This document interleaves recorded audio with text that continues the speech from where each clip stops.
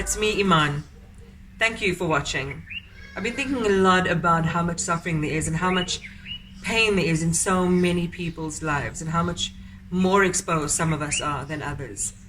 And what struck me was just how things can change and why I think it's important for us to dwell in a realm of optimism and possibility more than it is to succumb to our depression. So I'm going to take you inside the experience, the angst, and the reality of a surgeon in South Africa today. When we think of the messages of stay home, don't go out, minimize contact, we've seen through the reportage that a lot of people either aren't able to do that or won't do that. And I think this interview is going to show us why it is crucial that we stay home and minimize our contact with people, if not for our own sakes, then at least for the sakes of the medical staff that must take care of us and bring us back to health.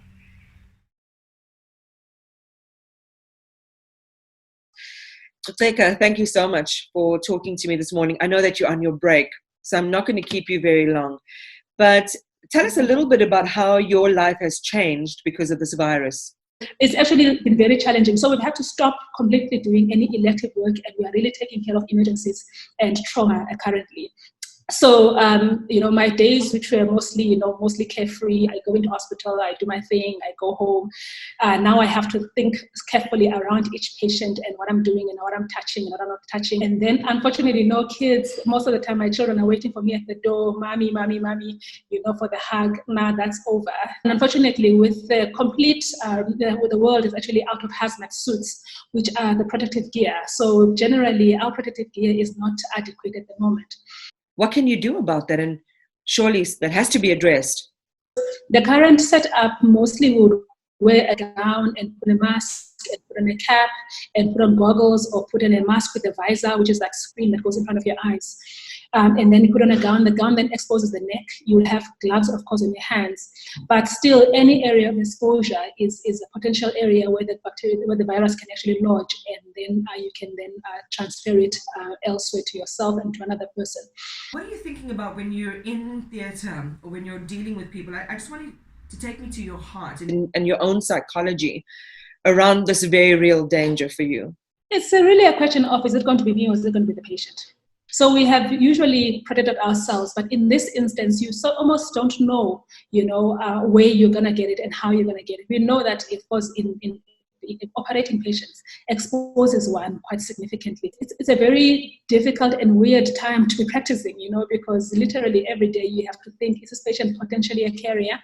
And am I protected enough in my gear that I'm wearing at the time, and we know that the only adequate thing really is indeed the hazmat suit. Do you believe you're putting your life at risk every single time you go to work? It feels so completely, because really it seems the only real solution is actually to stay at home. I think then that's what makes it so important. The call for people to stay at home, to minimize the risk of infection becomes very acute so that you don't have to deal with masses of people who need life-saving treatment. Really, what has been shown to be killing the medical professionals in the other countries is the viral load of COVID in the medical professional. Because of recurrent exposure to patients who are carriers or patients who are symptomatic, that is what is actually making their bodies just overreact to the disease and then end up with this severe respiratory failure, which ends up killing them ultimately. The stay-at-home message is not, purely directed only at the community to just stop infections amongst themselves, but it's also to stop infection amongst the healthcare workers as well, who are crucial in their care once they get infected. Thank you so much for talking to me, my sister. I'm so grateful for the fact that you are able to work and you are saving lives. Take care. Mwah. Take care of yourself. Lots of love. Bye. Thank you. I brought the Sambrani. So now you have to tell us what this is all about.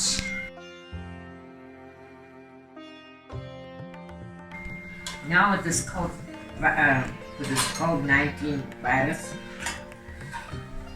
to spiritually clean the house and stuff like that. And so, even when babies are born, we do the same thing. We bath them, and then we put them over the low one, Sambrani. Wow. Wow.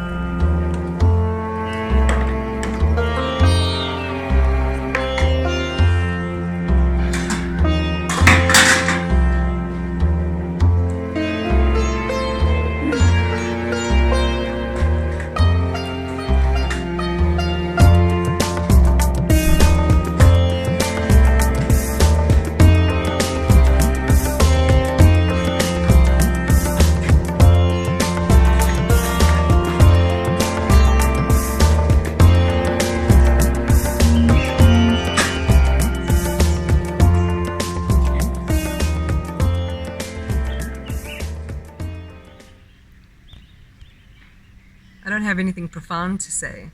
My children call this our golden hour, and it's so beautiful to be bathed in the light of the sun.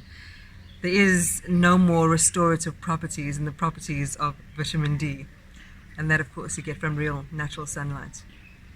I hope that wherever you are, you have a chance to be quiet, to give your spirit a chance to reset itself, and that you are also bathed in the golden glow of the sun.